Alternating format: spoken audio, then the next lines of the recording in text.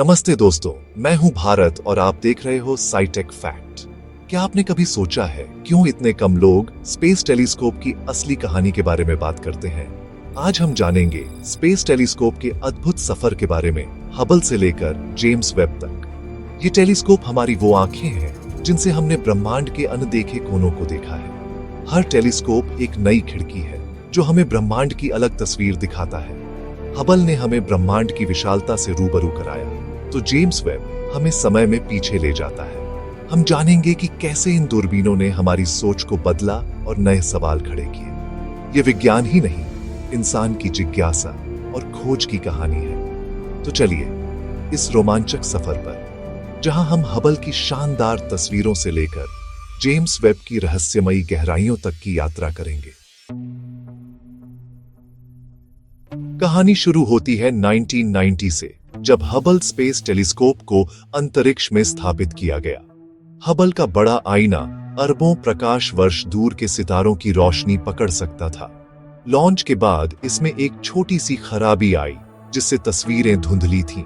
1993 में अंतरिक्ष यात्रियों ने इसे ठीक किया और हबल ने इतिहास रच दिया। हबल ने पिलर्स ऑफ क्रिएशन जैसी प्रतिष्ठित तस्वीरें दी, डार्क एनर्जी का पता लगाया और ब्रह्मांड की उम्र बताई।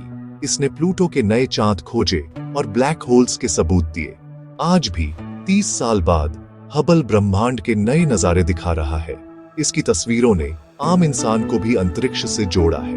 हबल ने हमें सिखाया कि गलतियों को सुधारा जा सकता है और असंभव को संभव बनाया जा सकता है।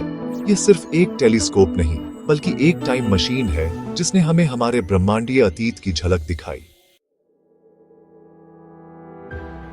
हबल की सीमाओं के बाद वैज्ञानिकों को एहसास हुआ कि ब्रह्मांड का बड़ा हिस्सा धूल के पीछे छिपा है। इसके लिए 2003 में स्पिट्जर इंफ्रारेड टेलीस्कोप लॉन्च किया गया। स्पिट्जर ने इंफ्रारेड तरंगों को पकड़कर धूल के पार झांका और नवजात सितारों को उजागर किया। इसने एक्सोप्लैनेट्स की खोज में भी अहम भूमिका निभाई, खासकर ट्रैपिस्ट-1 के 7 ग्रहों की। स्पिट्जर को बेहद ठंडा रखा जाता था ताकि वह अपनी ही गर्मी से अंधा न हो जाए। इसने मिल्की वे का नया नक्शा दिया और बताया कि हमारी गैलेक्सी बार्ड स्पाइरल है। स्पिट्जर ने दूर की रेडशिफ्टेड आकाशगंगाओं को भी देखा, जिससे शुरुआती ब्रह्मांड की समझ मिली। 2020 में स्पिट्जर रिटायर हुआ, लेकिन उसका डेटा आज भी वैज्ञानिकों के लिए खजाना है। स्पिट्जर ने हमें सिखाया कि ब्रह्मांड को समझने के लिए हर तरह की रोशनी में देखना जरूरी है।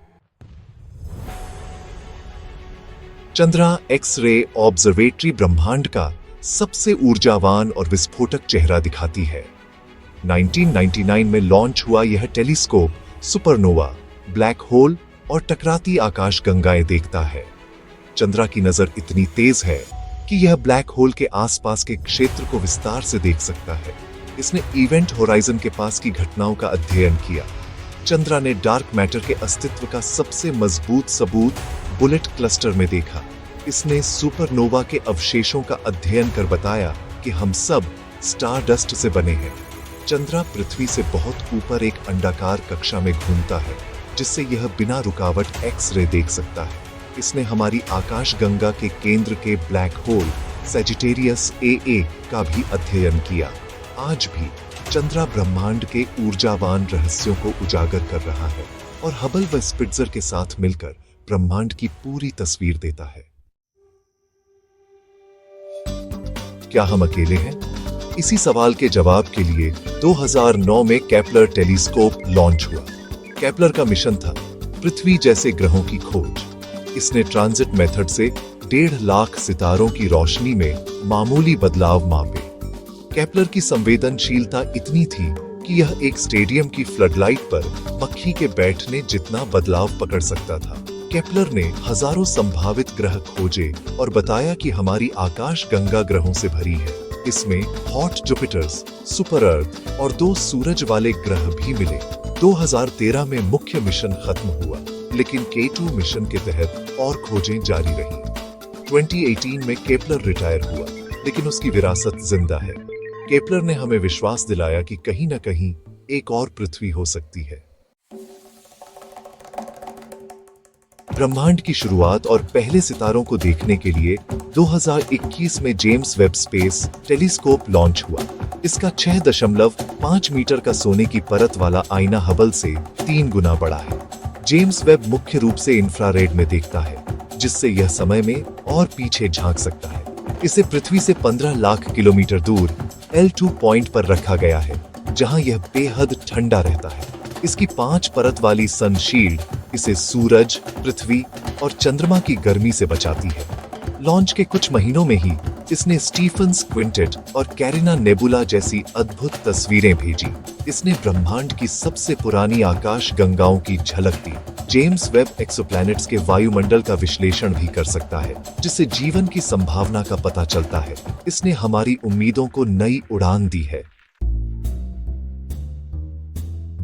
केपलर ने आकाश के छोटे हिस्से को देखा, लेकिन टेस का मिशन है पूरे आकाश का सर्वे करना। 2018 में लॉन्च हुआ टेस हमारे सबसे करीबी सितारों के आसपास ग्रह खोजता है। यह पूरे आकाश को 26 क्षेत्रों में बांटकर हर क्षेत्र को 27 दिन तक देखता है। टेस का फोकस खासकर एम ड्वार्फ सितारों पर है, जिनके आसपास पृथ्वी जैसे ग्रह मिलने की संभावना ज्यादा है। इसने हजारों संभावित ग्रह खोजे, जिनमें से कई की पुष्टि हो चुकी है। टेस ने अनोखी प्रणालियां खोजी, जैसे शुद्ध लोहे के ग्रह और 8 घंटे के साल वाले ग्रह। यह सुपरनोवा और अन्य ब्रह्मांडीय घटनाओं का भी पता लगा सकता है। टेस ने ग्रहों के वितरण की व्यापक समझ दी है। इसकी खोजें मानवता की सबसे बड़ी खोज की दिशा में एक अहम कदम है। Hubble, Spitzer, Chandra, Kepler, Webb, TESS, इन सब ने हमारी समझ को बदल दिया है। अब वैज्ञानिक लुवॉर जैसे टेलीस्कोप की कल्पना कर रहे हैं, जो जेम्स वेब से भी बड़ा और शक्तिशाली होगा। लुवॉर के 2 डिजाइन हैं, 8 मीटर और 15 मीटर के आईने के साथ। इसका मुख्य लक्ष्य पृथ्वी जैसे एक्सोप्लैनेट्स की सीधी तस्वीरें लेना है। इसमें कोरोनाग्राफ होगा, जो तारे की चकाचौंध को रोककर धुंधले ग्रह को दिखाएगा। लुवॉर ग्रहों के वायुमंडल में ऑक्सीजन, मीथेन और बायोसिग्नेचर खोजेगा। यह शुरुआती ब्रह्मांड, डार्क मैटर, डार्क एनर्जी और हमारे सौर मंडल का भी अध्ययन करेगा। लुवॉर को बनाना एक पूरी पीढ़ी का प्रयास होगा, जिसमें दशकों और अरबों डॉलर लगेंगे। ये इंसान की उम्मीद और जिज्ञासा का प्रतीक है। लुवॉर हमें ब्रह्मांड के सबसे बड़े सवाल का जवाब देने के करीब ले जाएगा। क्या वहां कोई और है? तो दोस्तों, यह था स्पेस टेलीस्कोप का अद्भुत सफर, हबल से लेकर जेम्स वेब और लुवॉर के सपनों तक। ये टेलीस्कोप हमारी जिज्ञासा के प्रतीक हैं, जो हमें ब्रह्मांड में अपनी जगह समझने में मदद करते हैं। हर नई तस्वीर, हर नया डेटा हमें हमारे ब्रह्मांडीय घर के और करीब लाता है। इन टेलीस्कोप्स ने हमें सितारों के जन्म, ग्रहों के बनने और शायद कहीं और जीवन की कहानियां सुनाई हैं। यह सफर दिखाता है कि विज्ञान सिर्फ तथ्य नहीं, बल्कि खोज और प्रेरणा की यात्रा है। अगर आपको यह सफर पसंद आया हो तो लाइक करें, कमेंट करें और चैनल को सब्सक्राइब करें। मिलते हैं अगले वीडियो में एक नई कहानी के साथ। धन्यवाद।